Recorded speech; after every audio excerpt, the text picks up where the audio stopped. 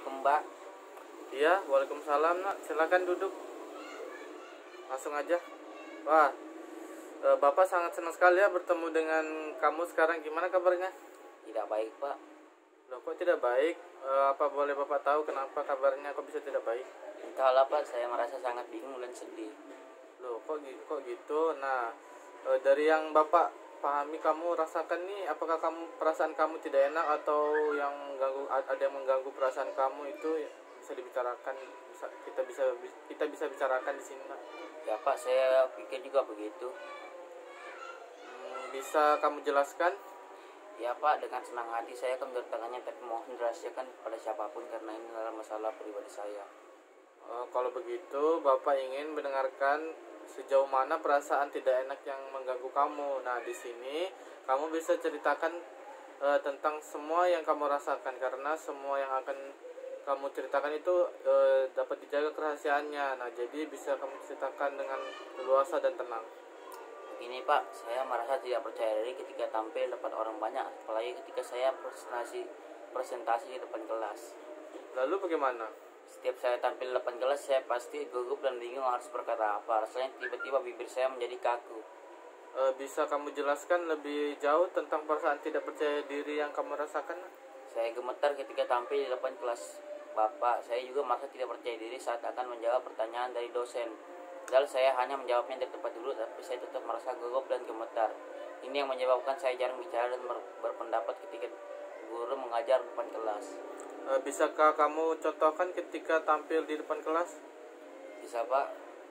Nah, selanjutnya apa yang kamu lakukan ketika kamu merasa tidak percaya diri di kelas? Saya hanya diam saja Pak, daripada saya malu depan teman-teman karena saya gugup dan gemetar. Apakah dengan cara demikian kamu merasa senang dan nyaman di kelas? Tidak Pak, tetapi saya terus berpikir. Mungkin kamu berpikir kalau segala sesuatu itu harus sempurna tanpa ada kesalahan sedikit pun. Nah, apakah demikian? Ya Pak, saya orangnya memang seperti itu. Segala sesuatu harus saya kerjakan dengan sempurna, walau itu tidak mungkin itu yang membuat saya seperti ini. Oh, kalau begitu, apakah masalah kamu tentang bagaimana kamu bisa presentasi dan menjawab pertanyaan dosen supaya tidak gugup? Ya Pak, dan saya bingung harus bagaimana. Setiap hari saya berpikir dan berusaha bagaimana cara agar saya bisa percaya diri tampil di depan kelas. Ya, bagus sekali. Kamu sudah memahami masalah yang kamu alami. Ya, yaitu bagaimana kamu bisa presentasi dan tidak gugup dalam menjawab pertanyaan dari dosen. Ya Pak, saya sangat ingin sekali bisa tampil percaya diri di depan kelas, tapi saya sulit sekali. Nah, bagus sekali keinginan kamu, nak. Nah, Bapak sangat senang sekali mendengarnya. Lalu, apakah kamu sudah punya cara untuk mengatasi masalah kamu tentang tidak percaya diri, presentasi dan gugup menjawab pertanyaan dari dosen? Saya masih bingung Pak. Apa yang membuat kamu merasa bingung?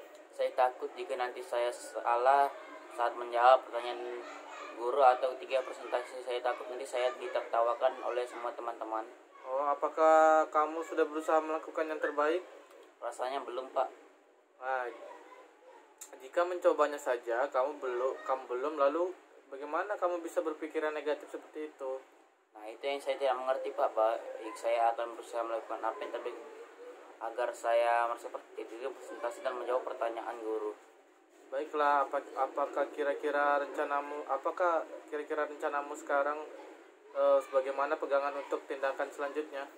Pertama, saya akan berlatih dan belajar dulu tentang materi yang akan saya presentasikan. Kedua, saya akan berpenampilan rapi sehingga saya akan merasa lebih percaya diri. Dan yang ketiga, saya akan berdoa dulu sebelum tampil agar saya merasa lebih tenang. Saya rasa itu yang akan saya lakukan Pak. Nah, bagus. Kamu sudah tahu apa yang harus kamu lakukan. Nah, sebelum pembicaraan ini kita tutup, bagaimana perasaanmu setelah kita berdiskusi apakah kesimpulan kamu? Saya merasa lega dan lebih tenang setelah melakukan konseling. Kecemasan dan ketakutan saya yang alami mulai menurun, dan juga saya tahu langkah-langkah apa yang harus saya lakukan untuk mengatasi rasa tidak percaya diri saya ini.